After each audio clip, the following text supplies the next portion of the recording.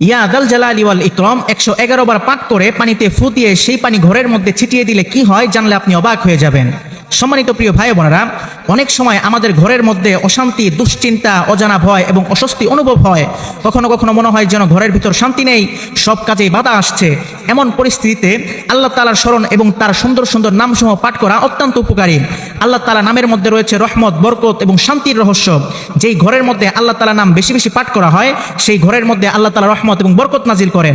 সুতরাং আপনি যদি নিয়মিত এই একটি আমল করতে পারেন, ইনশাআল্লাহ আল্লাহ তাআলা আপনার ঘরের মধ্যে রহমত এবং বরকত নাজিল করবেন, ঘর থেকে সকল প্রকার অভাব অনটন অশান্তি দূর করে দিবেন। আমলটি কিভাবে করবেন?